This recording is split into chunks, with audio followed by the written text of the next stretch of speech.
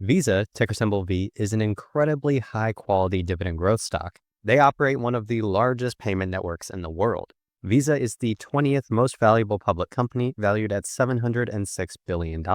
Today, I'm going to give an updated stock analysis on Visa after their latest earnings report and explain whether or not it's still a good buy in 2026. So after reporting earnings, the stock is up a bit on the day, but it has underperformed the broader market over the past year. It's only up 4.92%.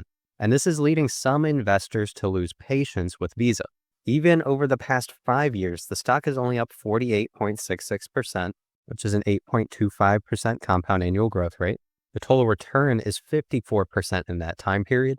Visa is a high growth dividend stock, albeit it has a low dividend yield. So over the long run, reinvested dividends do impact their total return.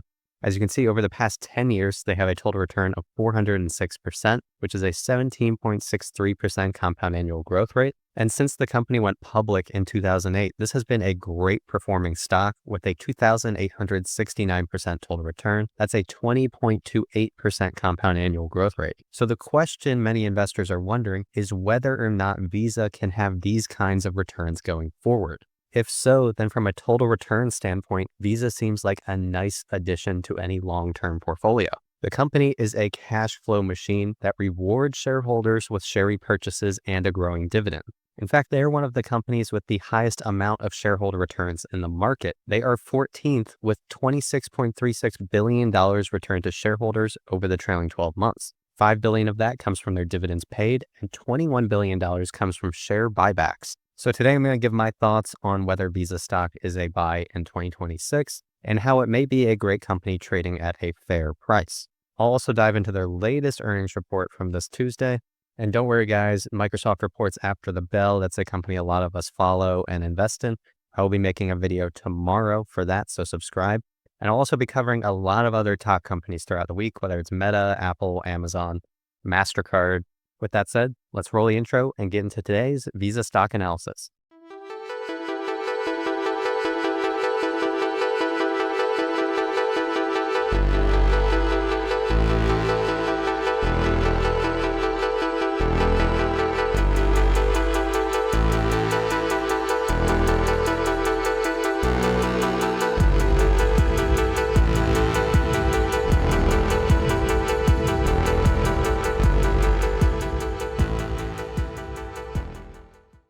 The following reflects the opinions of a man who spends far too much time thinking about stocks. Please do your own research before making any investment decisions. Nothing in this video is personal financial advice. Continue at your own risk. My name is Zach, this is Dividend Data, and you should leave a like and subscribe to the channel if you enjoy the video. Throughout, I'm going to be using the best stock research tool, dividenddata.com. We recently launched the next generation version of that product, and the early feedback has been amazing. So if you want to try it out, click the link in the description and pin comment or scan that QR code in the corner. We also have a 50% off sale for founding members of the new tool. So get that while it lasts. If the tool helps you find just one better investment, then it way more than pays for itself. With that said, let's dive into Visa stock. So the company just reported earnings and they beat analyst expectations. It was a 2.8% beat. And if we look at the quarter, adjusted earnings per share came in at $3.32. That's up 11.41% year over year. And overall, in the past 5 years, earnings per share are up 104%. That's a 16.3% compound annual growth rate. Now, if you look over the trailing 12 months, Visa has earned $12.78 in earnings per share. That's up 14.11%. And the past 5 years, that's up 116% overall, or a 17.62% CAGR. And you can see this growth has been consistent over the past 10 years as well. However, it is a slowdown from the growth that happened all time over at Visa. But as we head back to that stock price chart, you can see that the earnings growth over the past 5 years has far outpaced the stock price growth. And I'll dive in today exactly why and what that means for Visa stock. First, let's just get some more information about their financial quarter. And there's really not any crazy news. The company just keeps chugging along. Everything's looking pretty good. Consumer spending is good. Revenue's up 14% year over year. Payments volume is up 10% year over year. Cross-border volume totals up 13% year over year. Total processed transactions is up 10% year over year. So total payments on the Visa network is growing. More cards are being issued across both credit and debit. And if you're newer to analyzing either Visa or MasterCard stock, There is an important thing you need to know, which is that they operate the payment network that a lot of these credit cards use. So they don't directly issue credit themselves. They do not bear the liability or the customer relationship in that aspect. They operate the payment network, the rails that everything runs on, and they get small fees along the way for processing the transactions, keeping everything secure. So Visa and MasterCard, they are partners of these financial institutions which issue the cards.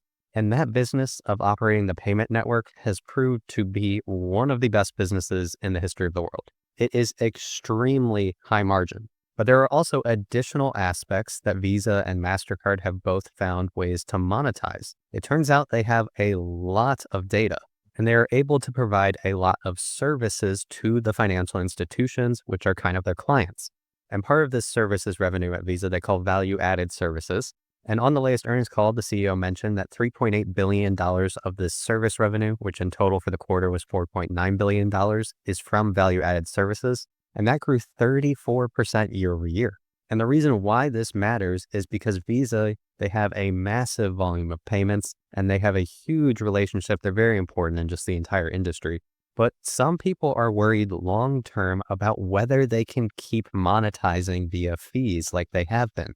There has been fears of regulation as Visa and MasterCard, they're kind of a duopoly. And then there's also been fears on the innovation side of whether or not they have to lower fees if it's competition with some crypto-based thing or stable coins. I've covered that in the past on some Visa stock review videos, but the growth of service revenue and how large it's becoming at Visa, that's a good sign. And as it relates to the stock, let's go over some of the key financials you need to know, and then I'll discuss the current valuation and whether or not it's a buy in 2026, what kind of returns you could expect going forward.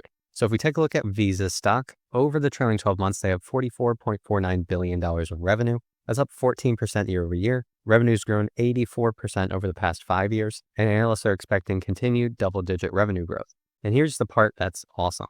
As I mentioned, this is an incredibly high margin business. 80.4% gross margins, 50.1% net margins. So that's what they're taking home as profits after all expenses. Visa generates a lot of free cash flow. They are a free cash flow machine, $21 billion over the trailing 12 months. However, that's actually down 4.85% over the past year.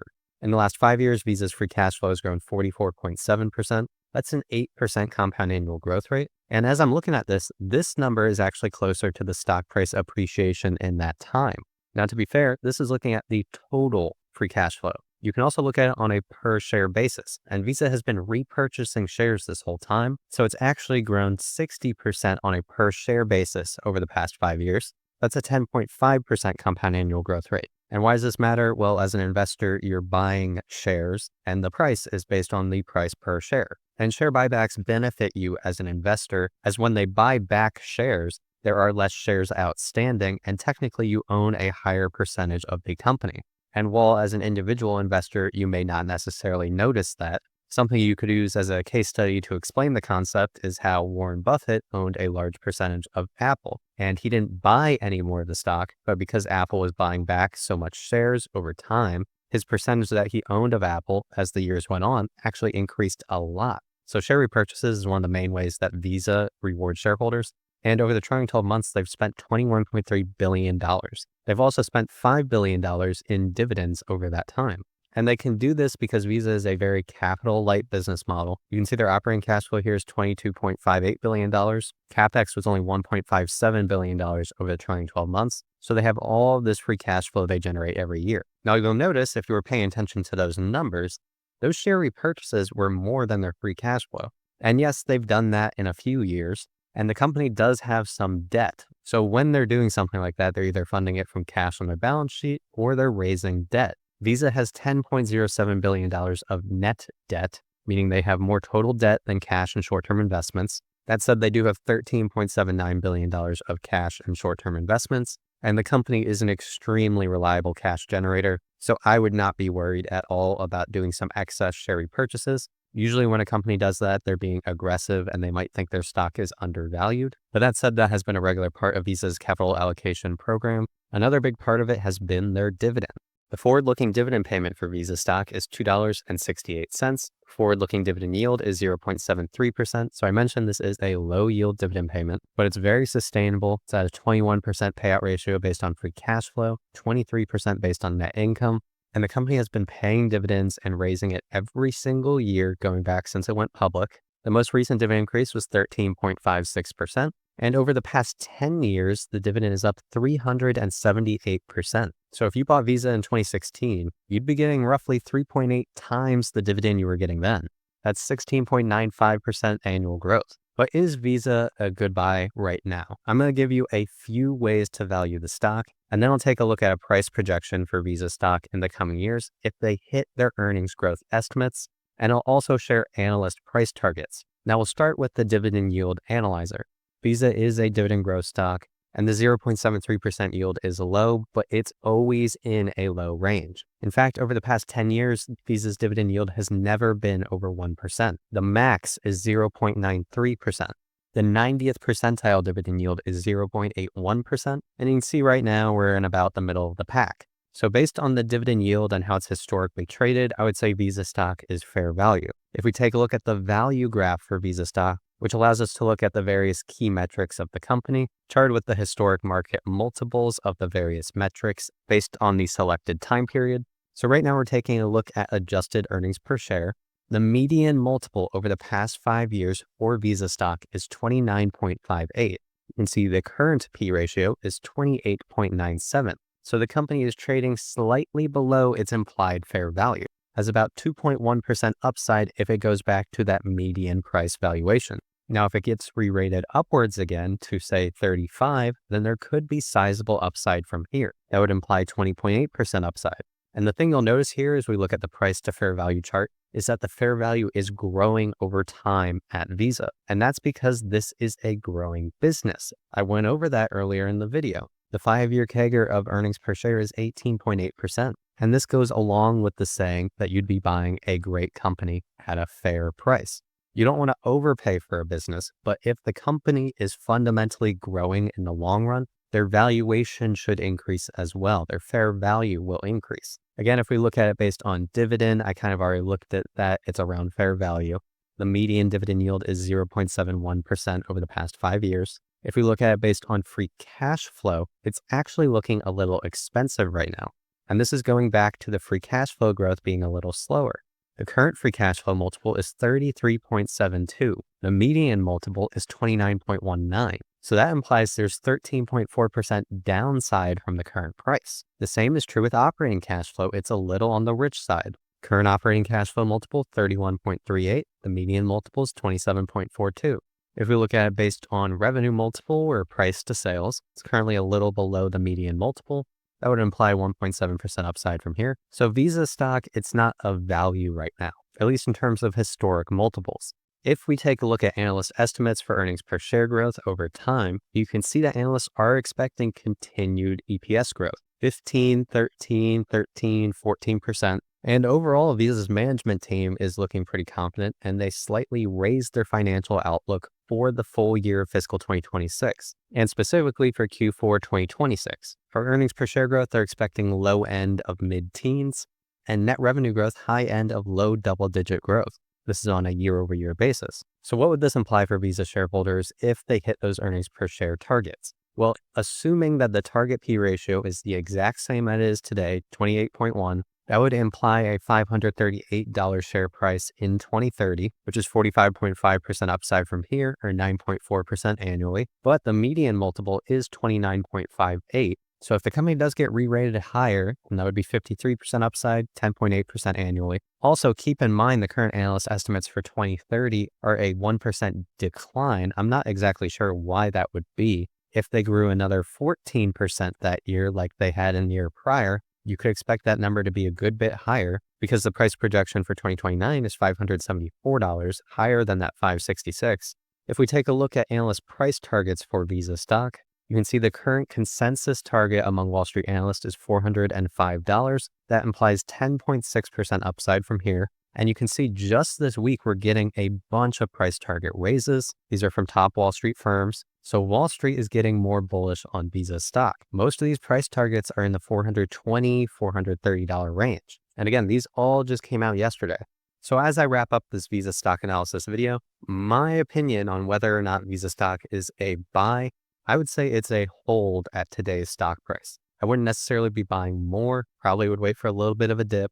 In general, I feel confident about a strong total return matching around what the market would do. And in general, I consider Visa to be a great business, but the stock definitely trades at a premium. So if you bought Visa stock today, you wouldn't necessarily be overpaying for the company. And you could argue that it's in a position where it's a great business at a fair price, but you're not necessarily buying with a lot of margin of safety. So with that said, if you enjoyed the video, make sure to leave a like, comment, and subscribe to the channel. And if you want to try out the same research tool I used throughout the video, it's all available at dividenddata.com. With that said, I'll see you in the next video.